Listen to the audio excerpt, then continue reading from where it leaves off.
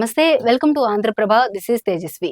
కేంద్రంలో మూడోసారి అధికార బాధ్యతలు చేపట్టిన నరేంద్ర మోదీ సర్కారు 3 వారాల తర్వాత కేబినెట్ కమిటీలను ఏర్పాటు చేసింది. దేశ భద్రత, పార్లమెంటు వ్యవహారాలు సహా పలు కీలక కమిటీలను బుధవారం ప్రకటించింది. ఈ కమిటీలలో ఎన్డీఏ కూటమిలోని టీడీపీకి విశేష ప్రాధాన్యం దక్కింది. టీడీపీతో పాటు జేడీయూ, ఎల్పీజీ సహా ఇతరత్ర చిన్న పార్టీలకు కూడా బీజేపీ తగిన ప్రాధాన్యత కల్పించింది. దేశ భద్రత, రక్షణ శాఖ కొనుగోలు వ్యవహారాలు చూసే అత్యున్నత కమిటీలో ప్రధాని మోదీ హెడ్గా, హోం, రక్షణ, ఆర్థిక శాఖల మంత్రులు మెంబర్లుగా ఉన్నారు. కేంద్ర ప్రభుత్వం విడుదల చేసిన జాబితా ప్రకారం కేంద్ర విమానయాన శాఖ మంత్రి, టీడీపీ నేత కింజరపు రామ్మోహన్ నాయుడుకు 2 కమిటీల్లో చోటు దక్కింది.